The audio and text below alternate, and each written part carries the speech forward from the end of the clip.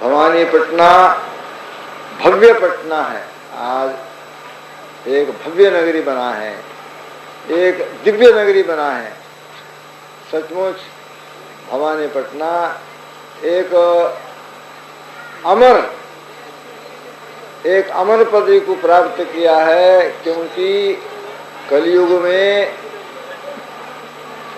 जिसके वर्णन करते वक्त कहता है दोषों की समूह है, अनेक दुर्गुण दोषों की कलंक की बड़ा एक समूह है, दोष निधि। ऐसा कलयुग में जहां पर लगभग आधा जगत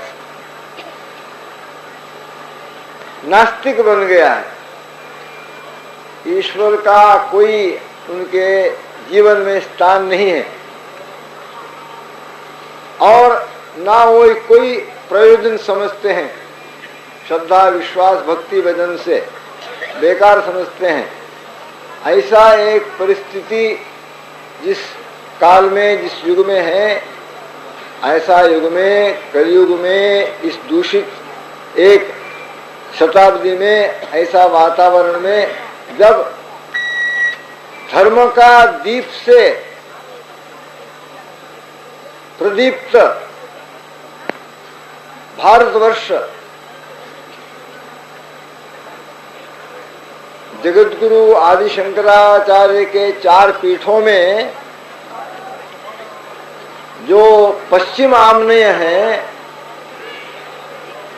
तो गुजरात सौराष्ट्र में द्वारका पीठ, द्वारका पीठ के भूतपूर्व जो पीठाधीश थे अभिनव सच्चिदानंद सरस्वती स्वामी करके, भारती अभिनव सच्चिदानंद स्वामी करके, वो हमेशा भारतवर्ष के विषय में, हमारे इस मातृभूमि पुण्यभूमि इस राष्ट्र के विषय में जब वो बात करते थे, वो कहते थे हमारे राष्ट्र को भारतवर्ष, भरतखंड भारत करके इस नाम आया क्योंकि भरत राजा उसके ऊपर ये करता राजवार करता रहा, उसके लिए आया करके कहते हैं। लेकिन मैं इसको नहीं मानता हूँ, ये ऐतिहासिक नहीं है।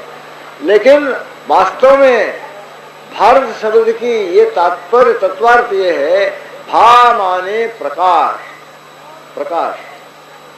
और इस प्रकाश अर्थात जो कोई भी सात्विक है, पवित्र है, सकारात्मक है, और सबसे ज्यादा प्रकाश को ज्ञान के साथ हम संबंधित करते हैं।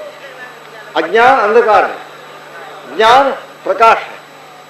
और ऐसा भा माने प्रकाश, और जिस राष्ट्र और देश के जनता इसी में रुचि लेते हैं, इसी में मग्न हैं, भा में जो रथ हैं, जिनके रथी माने अति प्रीति, अति उसकी कंप्लीट फोकस प्रकाश में है, अर्थात ज्ञान में है, ऐसा राष्ट्र, ऐसा देश भारत है।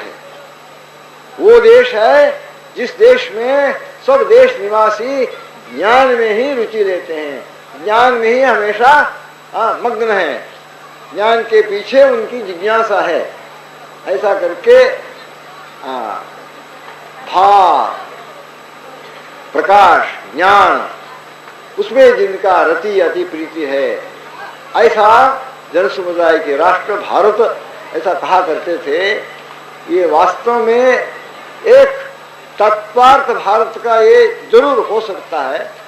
ऐसा ज्ञानपूर्ण भारतवर्ष में अभी वर्तमान इस समय में जो परिस्थिति हम देखते हैं, जिसके बारे में कोई रहस्य नहीं है, कोई छिपा के नहीं रखता है, आम खुला पब्लिक में नेता लोग, सरकारी अधिकारी स्वयं अपने घोषणा में एक व्यक्त अभिव्यक्त करते हैं, अफसोस बताते हैं कि क्या करना है, हमारा राष्ट्र बड़ा एक नाजुक हालत में आ गया है, क्योंकि बहुत भ्रष्टाचार है, जहाँ जगह जगह में, सब जगह में भ्रष्टाचार है, सब आदमी भ्रष्ट हो गए हैं, कोई कर्तव्य नहीं करता है, सब आदमी तो पैसे के पीछे पड़ा हुआ है, स्वार्थी है, रिश्वतखोर है, और जनता भी इसी प्रकार से भ्रष्ट हो गए हैं, तो काला बाजार करते हैं, मिलावट करते हैं, महापाप को कमाते हैं, पैसा के साथ साथ में मिलावट करके, धोखा दे करके,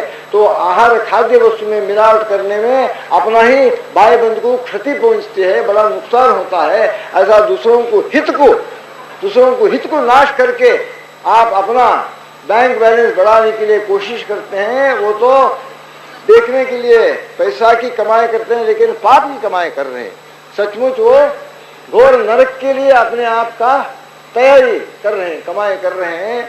ऐसा मिलावट है और काला बाजार है, और साथ साथ में ब्लैक मनी एंड वो क्या है, cornering the market, exploiting, artificial way में तो दाम को बढ़ाना, तो माल को हड़प देना, रख लेना, बोला माल नहीं है, उसलिए दाम बढ़ देता है। तब ऐसा ये अनुचित रीति से कमाने के लिए काला धन, काला बाजार, काला धन इत्यादि करके हम हैरान हो गए हैं, झूठ बोलते हैं। इसलिए हम विजिलेंस स्क्वाड को रखना पड़ता है, और छापा मारना पड़ता है, रेड करना पड़ता है।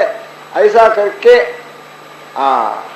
एंटी करप्शन डिपार्टमेंट को खोला,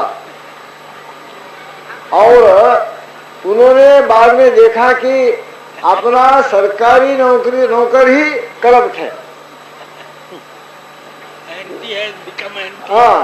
इसलिए they had to create a separate department within the government to watch the movement of the government officers.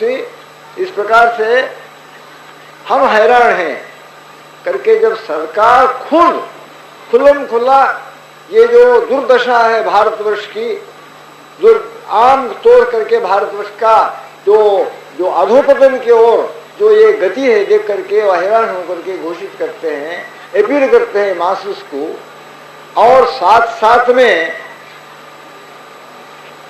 स्वयं भी इसको नहीं कर पाते हैं, कार्य तो नहीं कर पाते हैं। क्यों? जिनका चरित्र, जिनका आचरण ठीक है, वो दूसरों का आचरण को ठीक कर सकता है। स्वयं जहाँ पर आचरण ठीक नहीं है, दूसरों के आचरण ठीक करने में उनके अंदर शक्ति नहीं है, क्षमता नहीं है, कोई भी सुनता नहीं है। इसलिए जुल्म से नया नया एनेक्टमेंट करके करना पड़ता है। जबरदस्ती हम किसी को धार्मिक नहीं बना सकते हैं। उनके जो कुछ हायर नेचर, उनके अंदर जो कुछ भलाई है, तो उसको हम अपील करके उनके अंदर कोई आदर्शवाद को जागृत करके, उनके महानता को हम संबोधित करके, उसको जागृत करके उसको हम अपील करने में कुछ बन सकता है। लेकिन केवल जबरदस्ती करने में छिपा करके करेंगे और वो अपना रास्ता पकड़ लेंगे, एक तरफ से नहीं कर पाए तो दूसरा तरफ से कर लेंगे। इस प्रकार से जो भारत ज्ञान और धार्मिकता को उपासना करने वाला, चाहने वाला, पसंद करने वाला, जिसमें रुचि लेने वाला, ऐसा राष्ट्र का दुर्दशा ऐसा हो, तब अन्य देश विदेश में जन समुदाय की क्या हालत है आप जान सकते हैं। और जो थोड़ा बहुत अंतर्राष्ट्रीय समाचार को, थोड़ा समाचार के साथ परिचय रखने वाला आदमी हो, हम देखेंगे हरेक बड़ा बड़ा राष्ट्र में हरेक सरकार का सत्ता, स्कैंडल आफ्टर स्कैंडल, ये स्कैंडल वो स्कैंडल परख करके तो हट जाना पड़ता है। प्राइम मिनिस्टर हट जाना पड़ता है। जापान में प्राइम मिनिस्टर को हटा दिया, कोरिया में प्राइम मिनिस्टर को हटा दिया, और किसी राष्ट्र में प्राइम मिनिस्टर को हटा दिया। क्यों? उनके ऊपर इतना बहुत बद्धा दोष देखा कि वो स्वयं हट जाना पड़ा, इतना भ्रष्टाचार। ऐसा हर राष्ट्र में हम इस प्रकार की अनिष्ट, अधर्म, अत्याचार, इसको हम देख रहे हैं, पतन को देख रहे हैं। तो इस प्रकार से जो धार्मिक राष्ट्र माना गया भारतवर्ष में ही ऐसा हालत हो गया है। मानवता की, विश्व मानवता की भविष्य के बारे में हम क्या आशा रख सकते हैं? आशा इसलिए रख सकते हैं कि इस प्रकार के परिस्थिति वाला भारतवर्ष में भी यदि ऐसा एक नगरी में, भवानीपट्टनम में 3 दिन की नैतिक, धार्मिक, आध्यात्मिक सम्मेलन हो और इसमें हजारों के संख्या में श्रोतागण आकर के शांतिपूर्वक अपना समय दान दे करके, उपस्थिति दे करके शांतिपूर्वक श्रवण करें, तो ये क्या आश्चर्यजनक बात नहीं है? ये आश्चर्यजनक बात है और भवानीपट्टनम का सौभाग्य है। तो अंधकार में इस प्रकार की प्रकाश को ले आने के प्रयास में वे अपना योगदान दिया है। इसको इस प्रकार के सम्मेलन का क्षेत्र ये नगरी बना है और इस प्रकार के क्षेत्र में देश के कोने कोने से, भारतवर्ष के विविध अन्य प्रदेशों से भी, अभी सिक्किम से कुछ प्रतिनिधि आए हैं और मणिपुर से कुछ प्रतिनिधि आए हैं, गुजरात से कुछ प्रतिनिधि आए हैं, मध्य प्रदेश से लगभग 80 आदमी से ज्यादा प्रतिनिधि आए हैं, बंगाल से प्रतिनिधि आए हैं। इस प्रकार से विविध देश के अन्य प्रदेशों से भी आकर के इस कार्यक्रमों में भाग लेकर के अच्छा बात को श्रवण करके श्रोतागण के, उत्तम श्रोतागण के तो मुख के द्वारा अच्छा उपदेशात्मक, प्रेरणाप्रद, स्फूर्तिदायक, मार्गदर्शक ज्ञान वार्ता को, ज्ञानोपदेश को, उद्बोधन को सुन करके जाने के लिए इच्छुक होकर के जिज्ञासु के रूप में, श्रोतागण के रूप में आकर के बैठे हैं, तो ये प्रत्यक्ष प्रमाण है। तो हमारा धर्म की जो ज्योत बुझा नहीं है, भारतवर्ष में भा अभी भी बना हुआ है, बना रखा है, बना ही रहेगा। क्यों? आप यहाँ पर 1000 आदमी आए हैं तो आप वापस जाएंगे तो एक आदमी 10 आदमी को इन बातों के परिचय दिया, आप प्राप्त ज्ञान को औरों के साथ बंटवारा किया, 1 लाख आदमी को पहुंचेगा। अंग्रेजी में इसको कहते हैं चेन रिएक्शन। एक आदमी सुना हुआ बात को औरों को 10 आदमी को कहा, वो 10 आदमी और 10 आदमी को कहा, ऐसा ये जो है सर्कल बढ़ता जाएगा। यहाँ की अच्छा बात व्याप्त रूप में आस्ते आस्ते फैलता जाएगा। और यहाँ पर साहित्य आपने प्राप्त किया है। मैंने बार बार प्रबंधकों को ये प्रार्थना करता आया हूँ, देखो भाई, बड़ा श्रद्धा भक्ति भाव लेकर के तो विविध शाखाओं में, दिव्य जीवन संघ के शाखाओं में साहित्य को उन्होंने छाप करके यहाँ पर ज्ञान प्रसाद के रूप में वितरण करने के लिए ले आए हैं। तो बेकार इधर उधर वो बिखर नहीं जाना चाहिए, इसको कुछ एक सिस्टमैटिक वे में, क्रमबद्ध रूप में सबके हाथ पहुंचाने की कुछ आप प्रबंध करना चाहिए, ऐसा मैंने कहता आया हूँ। तो इसलिए मैं कहता आया हूँ कि आप विविध स्थानों से आए हुए ऐसा एक कायम रूप में छपा हुआ साहित्य को आप ले जाएं।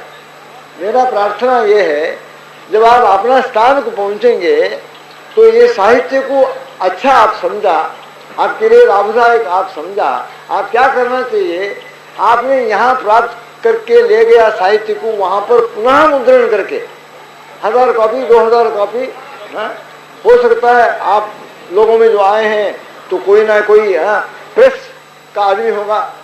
फॉर एग्जाम्पल गणेश भंडार वाला हमेशा सब सम्मेलन में आते हैं, उनके पास प्रेस छापखाना है, मुद्रणालय है।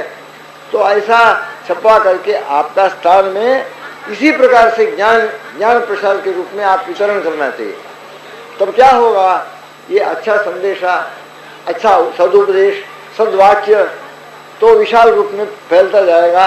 अंततोगत्वा मानव के जीवन में, मानव समुदाय में, मानव के बाह्य कार्य क्षेत्र में जो कुछ किया जाता है, इसके मूल उत्पत्ति स्थान तो मानव के बुद्धि है, मानव के मन है। मन में जैसा विचार उठता है वैसे जाकर के वो कर्म करता है। तो चेष्टा जो कर्म है पश्चात, लेकिन प्रथम मन में एक वृत्ति के रूप में उठता है, एक ख्याल उठता है और वो ख्याल उनके मन में जब उठा उसकी तरफ उसका लक्ष्य जाता है और लक्ष्य जाकर के वो एक विचार के रूप में तो परिणित हो गया तो उसको आचार के रूप में अभिव्यक्त करता है। इसलिए मानव का हर कर्म के पीछे उनके मन का वृत्ति है। मन के अंदर कुछ ना कुछ एक विचार आ गया, उसके बाद ऐसा करूंगा वैसा करूंगा निर्णय करके अहंकार तत्व उसके साथ जुड़ करके वो एक कार्य रूप में परिणित होता है, अभिव्यक्त होता है। इसलिए मानव के विचार के भूमिका में एक सकारात्मक एक चेंज, एक नवीनता, एक नूतनता, एक परिवर्तन हमने बनाने के लिए कोशिश करके हम सफल बन गया। मानव का विचार जब बदल गया, पूरा के पूरा मानव का चरित्र और चेष्टा बदल जाएगा और एक परिवार का, एक समाज का, एक देश का हालत बदल सकता है यदि विचार बदल गया। लेकिन वही बात है, यदि वो विचार गलत दिशा में बदल गया, उसकी परिवर्तन जो है गलत दिशा में प्रवृत्त हो गया, तब अनिष्ट के कारण बन जाएगा।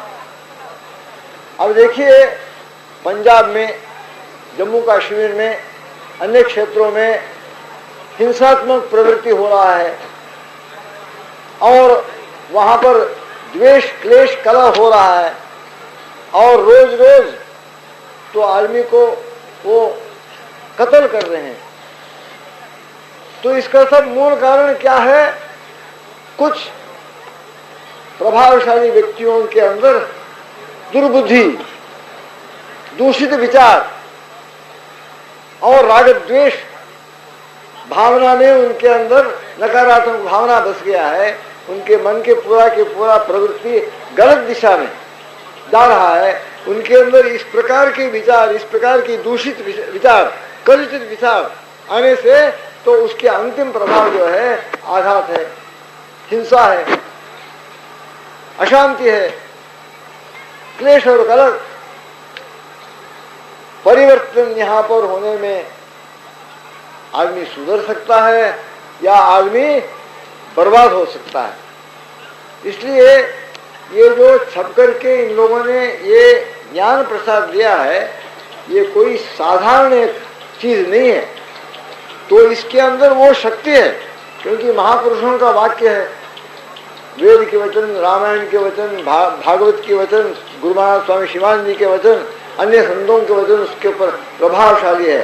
तो उसको आप सेवन करते करते जाने में तो अंततोगत्वा, क्योंकि बीज रूप में पहले जाता है।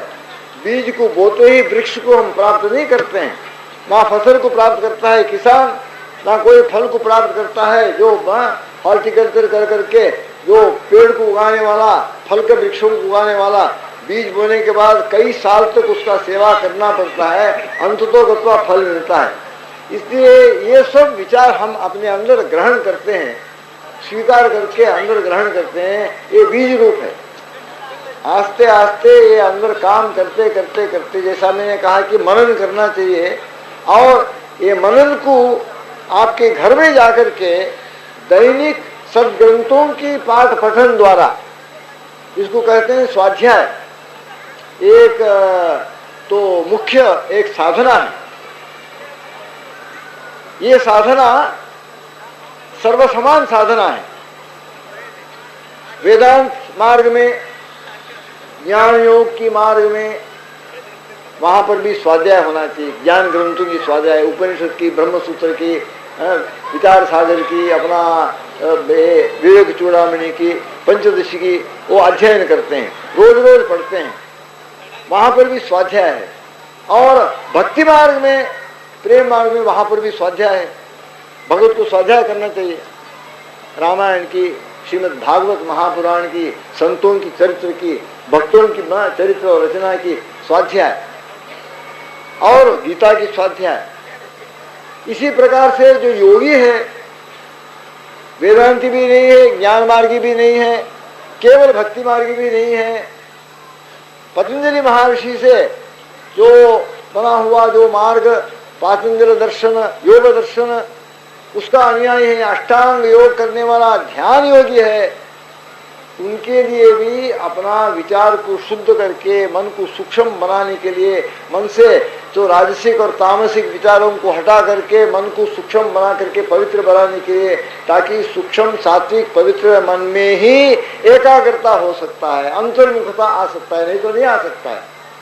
जहाँ मन स्थूल है, दूषित, उसके अंदर कई प्रकार के विचार इत्यादि हैं, तामसिक और राजसिक विचार इत्यादि हैं, वो मन स्थूल है, मलिन है। वो कदापि अपना बहिर्मुखत्व को छोड़ करके अंतर्मुखी बनना बहुत मुश्किल है। बिना अंतर्मुखी बने हुए हम अपना मन से धारणा नहीं कर सकते हैं, एकाग्रता नहीं बना सकते हैं। सूक्ष्म मन के अंदर ही मन इधर उधर बाहर जाने की चेष्टा आस्ते आस्ते घटा करके अपने आप को अंतर्मुखी बन जाता है। जब तक मन मलिन और स्थूल है, तब रजोगुण उसको, उनकी स्थूलता हमेशा विषयों के तरफ विषयाकार वृत्ति ही उसके अंदर बना रहेगा। विषयाकार वृत्ति छोड़ करके उसके अंदर भगवताकार वृत्ति होना चाहिए। मन आस्ते आस्ते आस्ते क्रमशः पवित्र बनते जाना चाहिए, सात्विक बनते जाना चाहिए, सूक्ष्म बनते जाना चाहिए, स्थूलता को छोड़ देना चाहिए। इसके लिए क्या उपाय है? अनेक उपायों में बहुत महत्वपूर्ण मुख्य उपाय उन्होंने बताया।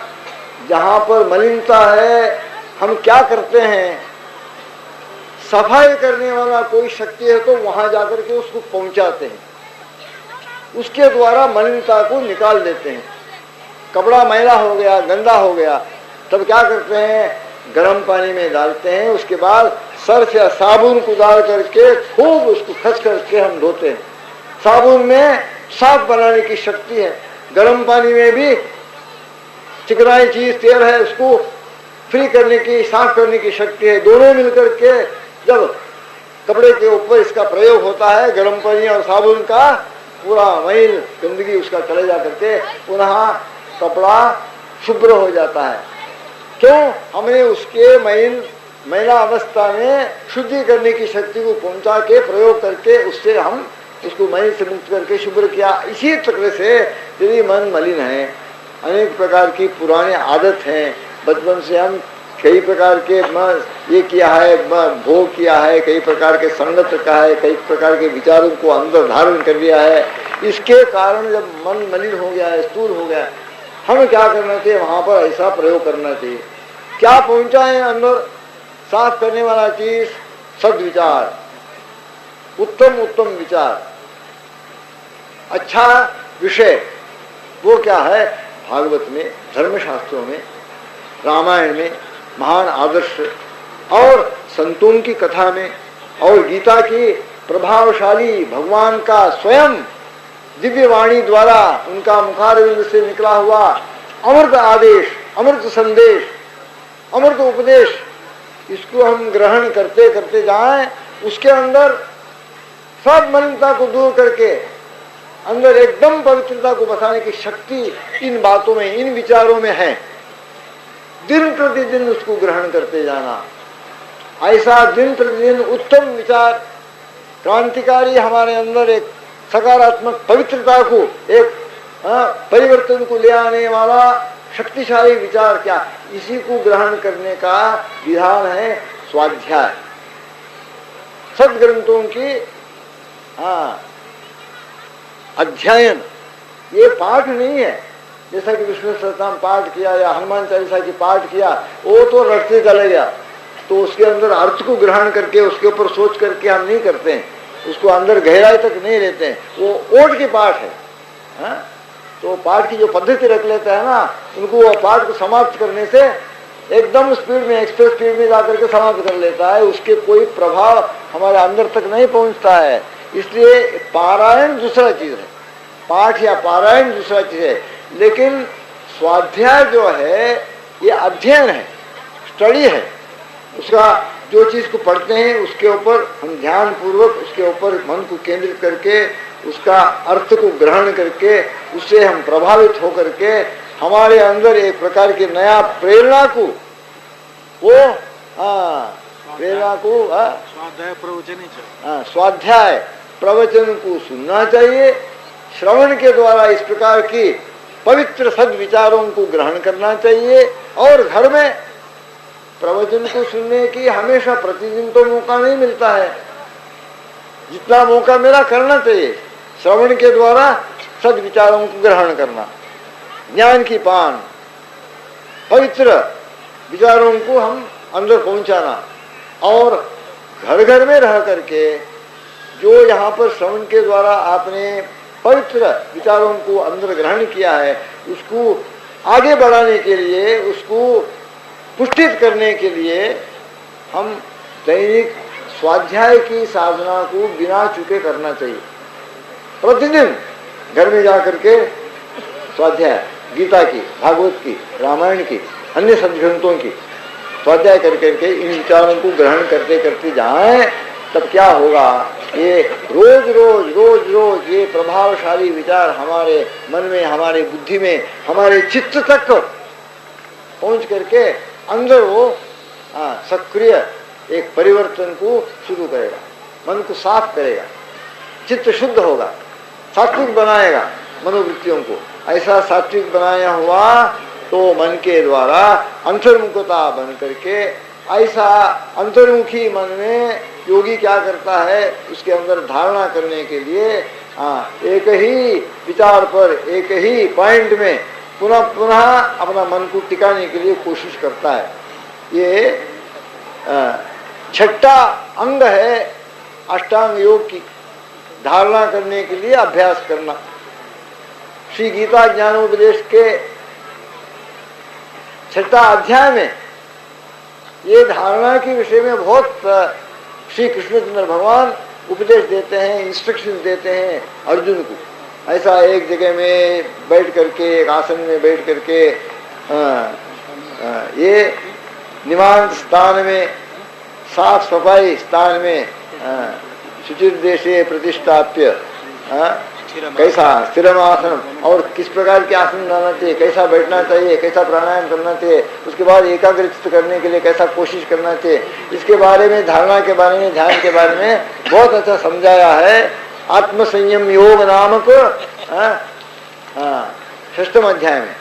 और ये करते करते जब मन एकदम टिक जाता है, तब ये धारणा की प्रक्रिया अटूट अखंड धारा प्रवाह के रूप में कुछ समय तक, कुछ मात्रा तक बनने में, तब इसको एक ध्यान ऐसा गिना जाता है।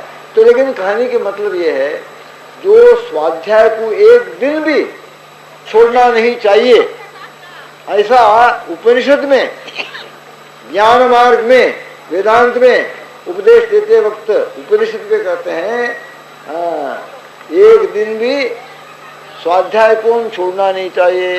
न प्रमदितव्यम, ऐसा स्वाध्याय को मत छोड़ो। ऐसा ही भक्ति मार्ग में स्वाध्याय लागू है भक्त के लिए। ऐसा ही पतंजलि महर्षि अपना योग दर्शन में स्वाध्याय को एक मुख्य स्थान दिया है। द्वितीय अंग के पंच नियमादि में ये चतुर्थ शौच, संतोष, तपस, स्वाध्याय, ईश्वर प्रेरणा, चतुर्थ नियम है। पातंजलि दर्शन के द्वितीय अंग में पंच नियम में, चतुर्थ नियम में स्वाध्याय करना चाहिए। इसी प्रकार से हम अपना सर्वसाधारण गृहस्थ जीवन, उद्योग जीवन, व्यापार जीवन करते वक्त हमारे लिए स्वाध्याय की और भी ज्यादा जरूरत है। जो कर्म क्षेत्र में अपना हर रोज व्यवहार करना है, उनके अंदर विक्षेप का ज्यादा संभावना है। कई प्रकार के दूषित वातावरण में जाकर के हम अपना कार्य को करना पड़ता है। तो एक दृष्टि से हमारे माता लोग जो हैं वो ज्यादा सौभाग्यशाली हैं। तो अनेक ज्यादा संख्या में माता लोगों की कर्म क्षेत्र अपना ग्रह है।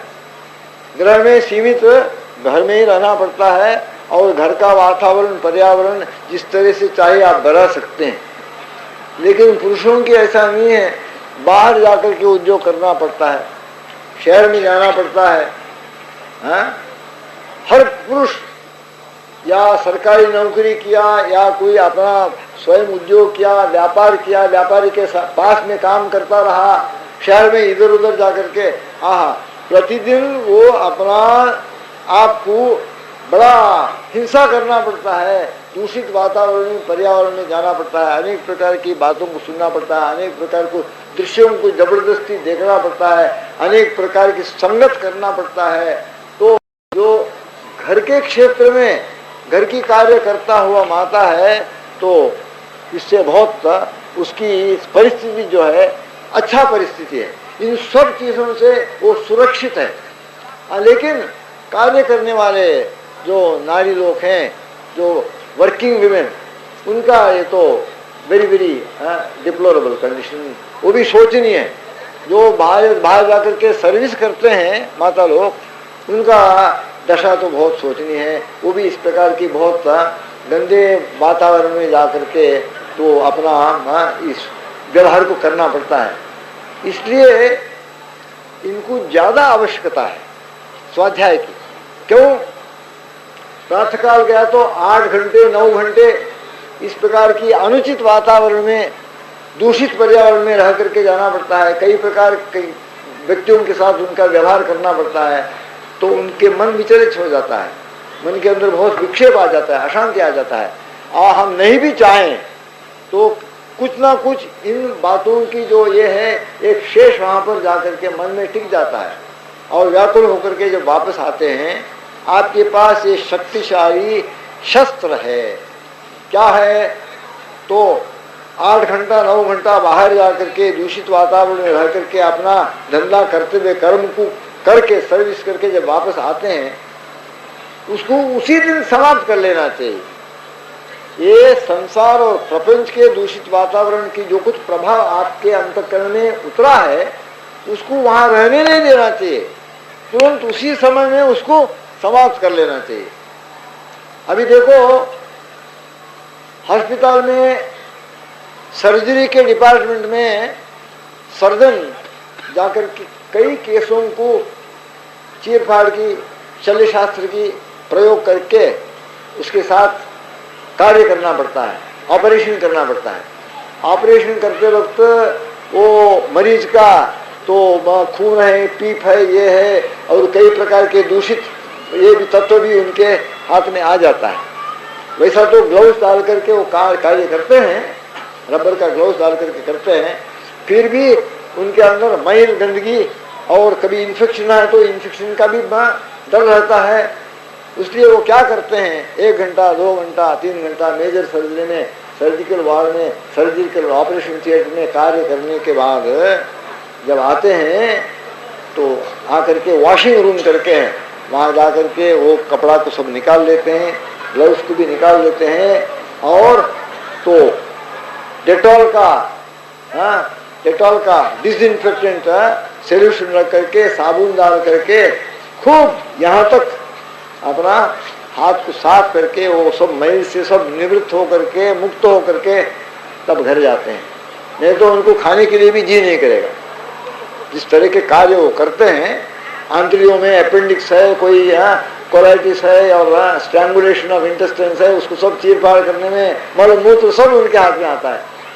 तो घर में जा करके उनको तो इस हाथ से खाने के लिए जी नहीं करेगा, फिर भी पूरा के पूरा साफ करके उसकी गंदगी से मुक्त होकर के फिर जाते हैं। हर रोज ऐसा करना पड़ता है, जब भी ऑपरेशन है ऐसा करना पड़ता है। इसी प्रकार से आप व्यवहार क्षेत्र के गंदगी मैल अंदर लेकर के जब घर आते हैं, तुरंत वहीं पर उसको साफ कर लेना चाहिए, उसको उससे मुक्त हो जाना चाहिए। उसके लिए स्वाध्याय, भगवत दिव्य नाम की जप ये तो है, लेकिन स्वाध्याय जो है मन के अंदर, बुद्धि के अंदर, भाव के अंदर, चित्त तक पहुंचता है। तो भगवान के दिव्य नाम की जप इतना गहराई तक एकदम नहीं पहुंच सकता है, लेकिन जब हम स्वाध्याय करते हैं, हमारे अंतःकरण के चारों हिस्सा के ऊपर उसका प्रभाव होता है, क्योंकि नवरस से भरी चीज है। Our emotions are purified and uplifted. Our mind is purified. Negative thoughts are immediately removed, eradicated, and बुद्धि begins to work in a different way. हमारे बुद्धि के विचार को प्रेरणा देता है, उसके लिए नया एक दिशा में प्रेरणा करता है, प्रवाहित करता है बुद्धि के विचार शक्ति को, विचारधारा को, और अंततोगत्वा उसके शेष जो है तो चित्त के तक जा करके चित्त में रह जाता है। हम बार बार उसको याद कर सकते हैं। ऐसा प्रभावशाली एक कार्य स्वाध्याय के द्वारा जो कुछ इस प्रकार की 2-3 दिन का श्रवण के द्वारा आपने जो प्राप्त चीज को उसको समृद्ध वृद्धि बढ़ाते जाने के लिए, वृद्धि करते जाने के लिए, ताकि यहाँ पर प्राप्त किया हुआ चीज उतना ही तक नहीं रहे, दिन प्रतिदिन वो बढ़ते जाए, उसको स्वाध्याय के द्वारा पुष्टि करना चाहिए। You have to support it and enhance it through regular study of inspiring literature, elevating scriptures and scriptures that throw a flood of light upon the path of life and take us towards the goal. क्योंकि स्वाध्याय में बहुत विविध प्रकार के विचित्र लाभ तो साधक को और भक्त को, मुमुक्षु जिज्ञासु को है। एक तो ये सबसे बड़ा स्वाध्याय की देन है, मन को साफ करता है, विचार में परिवर्तन ले आता है, नया दिशा विचारधारा को देता है, और मन में जो गया हुआ गंदगी मैल को वो धुल करके साफ कर लेता है, विचार को नया बना देता है। It is a daily renewal of your psyche, it's a daily renewal of your mind, your inner mechanism, wherein lies the root of all your actions, your behaviour. जैसा मन वैसा अपना करनी है, जैसा मति वैसा गति, कहते हैं ना, As a man thinketh so he becometh। Guru Maharaj ने कहा एक मन की विचार से एक आदमी की एक क्रिया बन जाता है, और ऐसा कार्य से इसी प्रकार की विचार धारण करना ऐसी कार्य में हम लगे रहते हैं। ऐसा कार्य करते करते हमारे अंदर उसका आदत बन जाता है, और जिस तरह के हमारा दैनिक जीवन में इन आदतों को हम बढ़ाते जाते हैं, हम ऐसा ही बन जाते हैं। जैसा हमारा आदत बन जाता है, हमारा दूसरा प्रकृति बन जाता है, स्वरूप बन जाता है, हम ऐसे ही बन जाते हैं। उन्होंने बोला इसलिए मनुष्य के जो भाग है, मनुष्य के जो चरित्र है, वो सब विचार से आता है। Sow a thought, out of a thought you reap an action. Go on sowing an action, you reap a habit. Go on sowing a habit, you reap a character. And go on sowing a certain type of character, it becomes your destiny. विचार से कार्य, कार्य से चरित्र, चरित्र से आपके भविष्य की भाग, सब विचार के ऊपर आधारित है। विचार को ऊंचा रखना, उन्नत रखना, पवित्र रखना, ये एक इम्पॉर्टेंट कार्य है हमारा आत्म विकास के कार्य में। विचार की पवित्रता, विचार की तो उत्कृष्टता, उन्नत विचार को रखना, ये स्वाध्याय इसके लिए बहुत काम देता है, विचार में परिवर्तन। और साथ साथ स्वाध्याय में हमें अपना जीवन में मार्गदर्शन मिलता है, साथ साथ हमारे लिए एक स्फूर्ति और नवीन प्रेरणा भी जागृत होती है स्वाध्याय के द्वारा, और स्वाध्याय से हमारे सामने एक आदर्श खड़ा हो जाता है, और स्वाध्याय से हमें बहुत सारा ज्ञान की वृद्धि भी होता है। It becomes a source of much information, enhancing our knowledge. It becomes a source of much practical instruction. It also provides us with inspiration, and ultimately it gives us the energy and the inner strength to completely change ourselves and establish a new character and a new life within us. It is informative, instructive, inspiring and life transforming. ये स्वाध्याय की हमारे लिए देर है।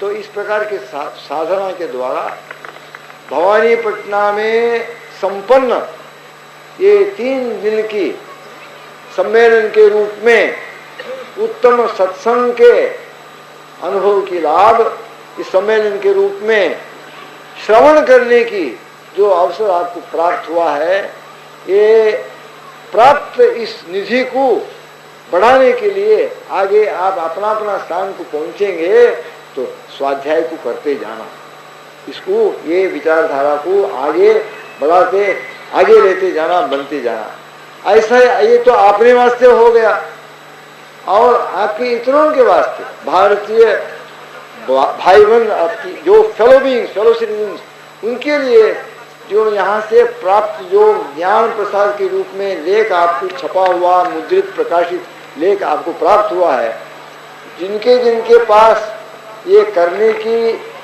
शक्ति है, आप इसको छपवा करके आपके सामने औरों को बांटना। इसलिए great service you can do to your own fellow citizens of Bharatvarsh, to your own colleagues and associates in your own circle,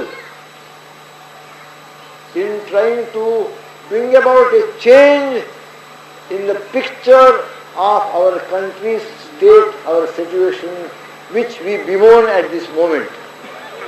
जो हमारे राष्ट्र के, हमारे भारतीय समाज के जो परिस्थिति के विषय में हम बहुत अफसोस करते हैं, हम खेद दिखाते हैं, हम दुखित हैं, तो उसमें एक परिवर्तन करना है। आपके तरफ से ये योगदान आप दे सकते हैं, आपके तरफ से ऐसा परिवर्तन ले आने के लिए योगदान आप दे सकते हैं। आप ये नहीं सोचना ये और कोई करेगा ये काम को। जैसा मैंने कहा, हर एक आदमी, वो इतना आदमी दूध डालता है ये टंकी में, तो हम एक आदमी 1 लोटा पानी डाला तो क्या होगा, तो और कोई दूध डाल देगा। ऐसा और करेगा और कोई करेगा ऐसा नहीं समझना। हम समझना कि हमारा काम है, मेरा भारतवर्ष है, मेरा ही आत्मबंधु है भारतीय प्रजा, मेरे से, अरे पूरा के पूरा विश्व मानव को अपना कुटुंब समझना, एकता में, हमारे आत्मीय एकता में वो सब हमारे ही है, पराया कोई है ही नहीं, ऐसा हमारे सामने आदर्श रखा है हमारे भारतीय पूर्वज। पूरा के पूरा विश्व को अपना एक परिवार समझो, अपना ही कुटुंब समझो, ऐसा जब कहा है तो और ज्यादा ये लागू होता है कि कम से कम भारतवर्ष को पहले अपना परिवार समझो, भारतवर्ष के सब जनता को अपना कुटुंब समझो। शुरू करो अपना घर में ये एकता, एक अपना परिवार, अपना कुटुंब, ऐसा भाव शुरू करो अपना घर में, अपना देश में, अपना राष्ट्र में। उसके बाद देश विदेश की बात देखेंगे। First start with your own home, feeling we are all one. हम बंगाली है, ये बिहारी है, मद्रासी है, मराठी है, गुजराती है, ऐसा हम छिन्न भिन्न करके खिंचा खिंची कर रहे हैं। हाँ, कोई शिवसेना कर रहा है कि मराठा फॉर महाराष्ट्रियंस, और वो अंचल में वो है, वो पूर्वी अंचल में वही हो रहा है अभी। हाँ, ये अच्छा नहीं है, ये भारतीय तो नहीं है।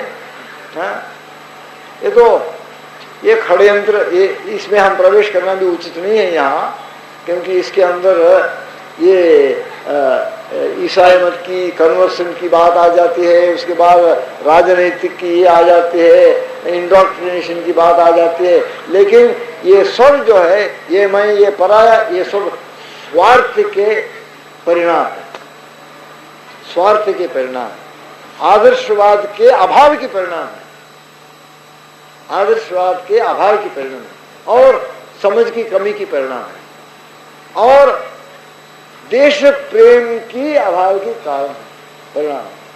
जहां पर देश प्रेम नहीं है, हम अलग तुम अलग, ये खटपट, बस ये अनिवार्य है, ऐसा पहुंचना ही है। भारत एक देवता है, ये बात को हमारे सामने रखने के लिए, हमारे हृदय में स्थापित करने के लिए बंकिम चंद्र चटर्जी, महर्षि श्री अरविंद घोष, गुरुदेव कवि सम्राट श्री रविंद्रनाथ टैगोर, ये लोग बहुत प्रयत्न किया। देखो, तुम प्रांतीय व्यक्ति नहीं हो, भारत माता तुम्हारा माता है, ये राष्ट्र की तुम संतान हो।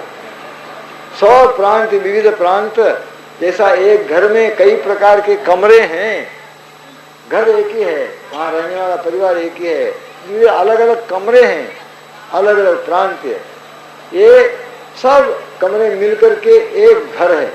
ऐसा करके उन्होंने एकात्मवाद को हमारे अंदर स्थापित करने के लिए बहुत कविता के द्वारा बंकिम चंद्र चटर्जी, रविंद्रनाथ टैगोर और हमारे महर्षि अपना अरविंद घोष और एक महाकवि तमिलनाडु के, द्राविड़ देश के सुब्रमण्य भारती करके बहुत कार्य किया। भारत माता को उन्होंने कहा, ये तो भारत शक्ति है, ये तो देवी है, हमारे माता है, जगन माता है, जगत के लिए ये मार्गदर्शन करने के लिए भारतवर्ष में तो भगवान ने ऐसा प्रबंध किया है, एक अद्भुत ज्ञान, अद्भुत धर्म तत्व को कायम रूप में स्थापित किया है, विश्व के लिए मार्गदर्शन देने वाली जगन माता है। ऐसा करके भारत को, भारतवर्ष को, हमारे देश, हमारे राष्ट्र को एक भगवती, एक माता के रूप में उन्होंने देखा, एक देवी के रूप में, एक शक्ति के रूप में अनुभव किया। अनुभव करके हमारे अंदर भी ये उत्तम दृष्टि को देने के लिए, उत्तम विचार को बताने के लिए उन्होंने सुंदर सुंदर कविता को बनाया है। तो इसको छोड़ कर के हम खटपट कर रहे हैं, इस प्रकार की स्वार्थ के कारण ये कर रहे हैं, ये अच्छा नहीं है। तो इसको सब मिटा करके हम हमारे अंदर देश की प्रेम जब रखेंगे, तब देश के पूर्व से, देश की संस्कृति से, भारतीय संस्कृति से हमने प्राप्त किया हुआ संस्कृति, उसके आदर्श, उसके महत्वपूर्ण तत्वों को हम अपना समझ करके, स्वीकार करके ऐसा आदर्श जीवन के रास्ते पर चलने के लिए कोशिश करेंगे, इसकी आवश्यकता है। इस रीति से हम अपना दिल को, अपना भावना को बनाते जाना चाहिए। हम अपना दिल में धर्म के प्रति प्रेम, देश के प्रति प्रेम, हमारे धर्म और देश के संस्कृति के द्वारा हमारे सामने उज्जवल जो महान एक आदर्शों को रखा है, उसके प्रति एक श्रद्धा, एक आस्था रख करके हम सच्चा भारतीय बनने के लिए कोशिश करना चाहिए। ज्ञानपूर्ण हमारा संस्कृति है, हमारे दिल में ज्ञान के प्रति, धार्मिक आदर्श के प्रति एक प्रेम रख करके उस मार्ग में ऐसा आदर्शवाद रखने में कई प्रकार के कष्ट होता है, कष्ट को उठाना पड़ता है, ये आसानी चीज नहीं है। कौन सा आसान है? दुराचारी भी, जो डकैती करता है उनका कार्य भी आसान नहीं है, जो स्मगलिंग करता है उनके कार्य भी कोई आसान नहीं है, भ्रष्टाचार करता है उनके लिए भी आसान नहीं। कोई भी कार्य में, आज कल के कार्य क्षेत्र में हम प्रवृत्त होना है, उसमें उतना कुछ विघ्न, बाधा इत्यादि को, समस्याओं को सामना करना पड़ता है, लेकिन उसको छोड़ना नहीं चाहिए। कष्ट संकट सबके लिए है। एक अच्छा शादी करना है तो वो एक आदमी को कितना प्रयास, 6 महीने से प्रयास करना पड़ता है। अंततो गत्वा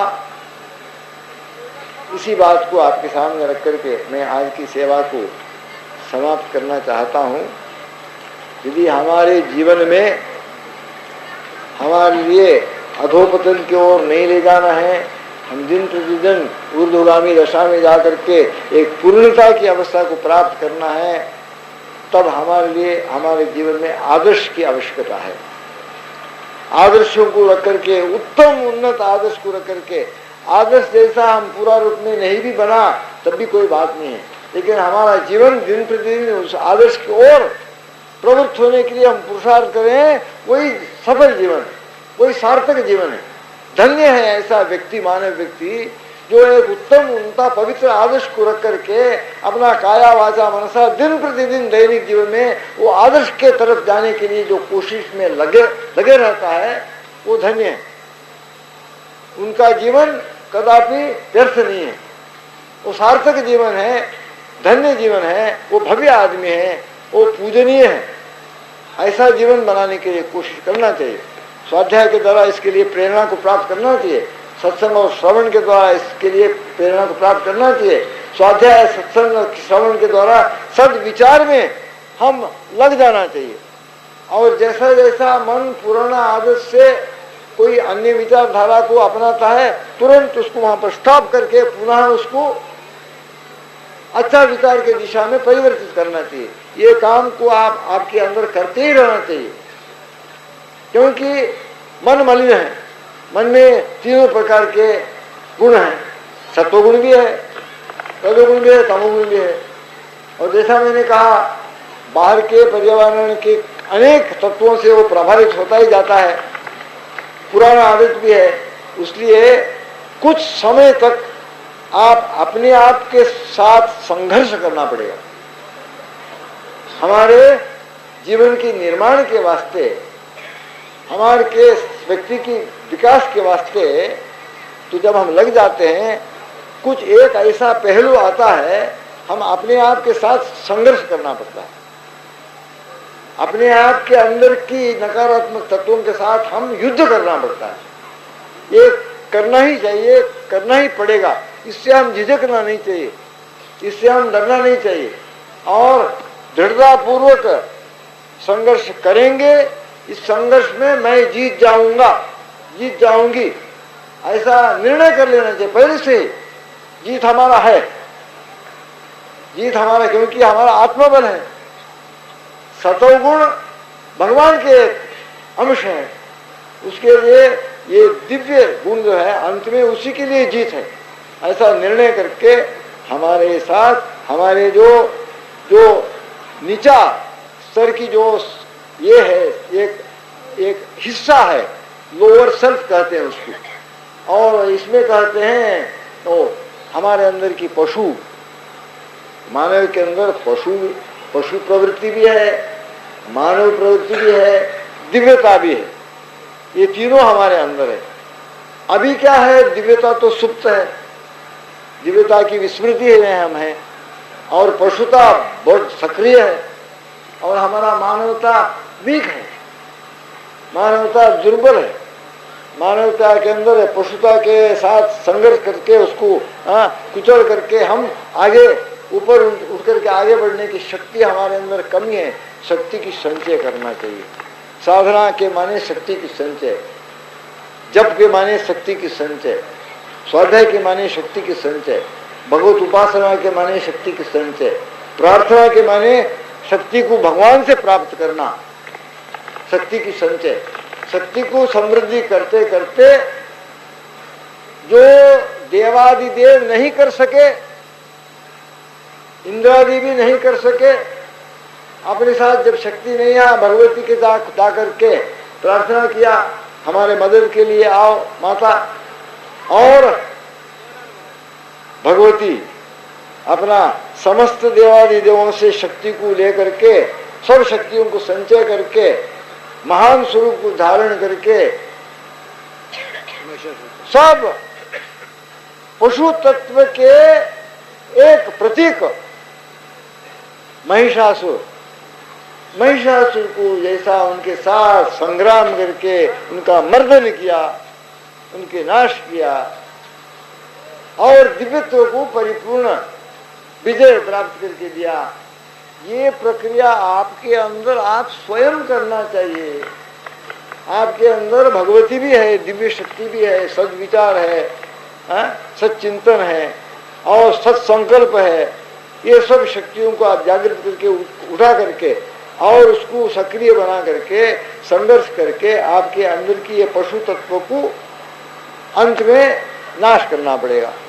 तब जाकर के ऊर्ध्वगामी दिशा आपके जीवन पकड़ लेगा। करना चाहिए ये प्रक्रिया को ही हमारे अंदर की पशुता की नाश, हमारे अंदर की मानवता को सशक्त बना करके और सात्विक और उत्तम बना करके उसको एक ऊर्ध्वगामी दिशा देना, और हमारे अंदर विस्मृत और सुप्त जो दिव्यता है उसके जागृति के लिए उचित उपाय करके, कार्य करके, उसको जागृत करके, उस भूमिका में जाकर के पहुंच करके वहां पर हम स्थापित हो जाना, दिव्यता को स्थापित कर लेना और उस दिव्य भूमिका में हम सदा के लिए बन जाना और दिव्यत्व की अनुभूति में जाकर के पहुंच जाना। यही आंतरिक जो स्वरूप है योगाभ्यास की, साधना की, भक्ति और भजन की, सब प्रकार की आध्यात्मिक जीवन और आध्यात्मिक प्रक्रिया की यही आंतरिक गुप्त जो स्वरूप है, ये स्वरूप की ये आंतरिक प्रक्रिया को आप बनाना पड़ेगा। एक तो इन्हें नॉलेजेबल वे, उसको अच्छी तरह से जान करके एक क्रमबद्ध रूप में आप संकल्प लेकर के, तो इस संघर्ष को आप लेकर के, उसी को धर्म युद्ध कहते हैं। महिषासुर और भगवती रही तो धर्म क्षेत्र में तो दुराचारी कौरव और वहां धर्मनिष्ठ पांडव रहे। ये संघर्ष भी हमारे धर्म क्षेत्र में होना चाहिए, पांडवों को जीत होना चाहिए। तभी हो सकता है जब भगवान अपना दिव्य वाणी में दिया हुआ सब उपदेश है, मार्गदर्शन है, उसको हम स्वीकार करके आज्ञा पालन करके उनके कहने के ऊपर हम चलेंगे। और भगवान स्वयं भी दिया है, अपना संत महापुरुषों के द्वारा, महर्षियों के द्वारा भी अपना जो आदेश संदेश को अभिव्यक्त किया है। तो उसके प्रति हमारा क्या भावना होना चाहिए? करिष्ये वचनम तव। जो अर्जुन गीता ज्ञानोपदेश के प्रथम पूर्व नहीं करूंगा, नहीं लड़ूंगा, तुम क्या हमें बोलते हो, तुम्हारा बोली ठीक नहीं है, तुम्हारा गलत विचार है, हे कृष्ण भगवान करके कृष्ण भगवान को करेक्ट करने के लिए गया, कृष्ण भगवान को गलत बताया और बोला कि अहोबत महत् पापम कर्तुम व्यवसितुम मया वयम। अरे क्या ऐसा महापाप के तरफ हमारे प्रेरित कर रहे हो तुम? हे कृष्ण भगवान, तुम्हारे अनुचित है, कृपा करके बताओ कौन सा ठीक मार्ग है। अरे ठीक मार्ग बताया तो उनका ये अर्जुन जो कृष्ण भगवान को गलत बताया, बोला कि नहीं करूंगा, जो तुम कहते हो नहीं करने के लिए मैं तैयार हूं, नहीं करूंगा, चले जाऊंगा यहाँ से। वो अर्जुन जब कहता है, ज्ञान को प्राप्त करके उनके अंदर समझ आ गया, नष्टो मोहः श्रुतिर्लब्धा तत्प्रसादात् मयाच्युता स्थितोस्मि गत संदेहः करिष्ये वचनम तव। आपके मुद्रा, आपके जो भावना, आपके दृष्टि धर्म ग्रंथों के तरफ, महाभारत, रामायण, श्रीमद् भागवत, महापुराण, उपनिषद वाक्य, इन जो ज्ञानोपदेश के तरफ आपका यदि ये भावना होगा, आप करेंगे करिष्ये वचनम तव।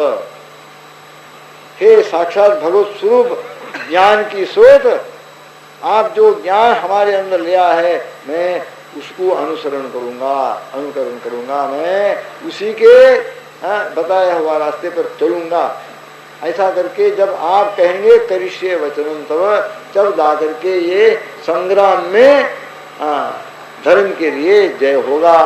जहाँ पर ये धर्म क्षेत्र में तो धर्म के लिए, दिव्यता के लिए जय हो जाता है और आसुरता और मन अधर्म नष्ट हो जाता है, तब जा करके आपको आत्मज्ञान की प्राप्ति, भगवत साक्षात्कार, आपके अंदर सर्व दुख की निवृत्ति हो जाएगा, अज्ञान के अंधकार हट जाएगा, मिट जाएगा और आपके अंदर परिपूर्ण ज्ञान के द्वारा आपका जन्म सार्थक हो जाएगा, मानव जीवन सफल हो जाएगा, आप धन्य बन जाएंगे।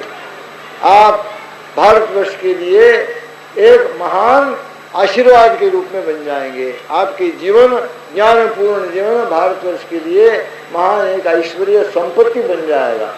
भारतवर्ष के पुनरुत्थान के वास्ते, सनातन धर्म के पुनरुत्थान के वास्ते ऐसा दिव्य जीवन के द्वारा आप योगदान दे सकते हैं, देना चाहिए। यही देश सेवा है, यही सच्चा देश प्रेम है, संस्कृति देवता की ओर यही आपकी पूजा है, आराधना है, आपके जीवन द्वारा, आपके परिवर्तन द्वारा। अच्छा, श्रवण किए के ऊपर मनन करो, मनन किया, ज्ञान को कायम बनाने के लिए स्वाध्याय करो, स्वाध्याय से प्राप्त ज्ञान को प्रयोग करो आपका जीवन में, प्रयोग करके आपका जीवन को दिव्य बनाओ, बहुत ऊंचा उठाओ, आदर्श बनाओ। आप भी धन्य बनो, भारतीय समाज परिवार को धन्य बनाओ, भारतीय समाज को धन्य बनाओ, भारतवर्ष को धन्य बनाओ। यही इस गुरु महाराज स्वामी शिवानंद जी महाराज के, गुरु भगवान के चरणारविंद के तुच्छ दास की आज आपके प्रति सेवा है, समर्पण है। आप बहुत सारा समय देकर के शांतिपूर्वक श्रवण किया है, इसके लिए हम आपको बहुत धन्यवाद देते हैं, पुनः पुनः धन्यवाद देते हैं।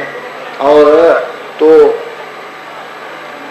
ज्ञान प्रसाद के रूप में वितरणार्थ आया हुआ जो लेख है, उसमें दो तीन बहुत छोटा लेकिन बहुत सुंदर कुछ विचार हमारे हाथ में पहुंचा है, तो वो आपके सामने मैं तो पढ़ करके सुनाना चाहता हूँ। ये हमारे विश्व परिवार का है, ये भारतीय की नहीं है, विश्व परिवार का है। Thank you God for little things. अरे भगवान रोज रोज हमारे ऊपर इतना आशीर्वाद बरसाता है, लेकिन हम उसके तरफ अंधे हैं, हम उसको पहचानते नहीं है, भगवान को शुक्रिया नहीं देते हैं, भगवान की तरफ शिकायत करते हैं हम कि ये नहीं है, वो नहीं है।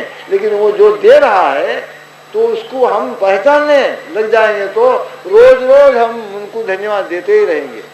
Thank you God for little things that often come our way, the things we take for granted but don't mention when we pray, the unexpected courtesy, the thoughtful kindly deed, a hand reached out to help us in the time of our sudden need. Oh, make us more aware, dear God, of little daily graces that come to us with sweet surprise from never dreamt of places, never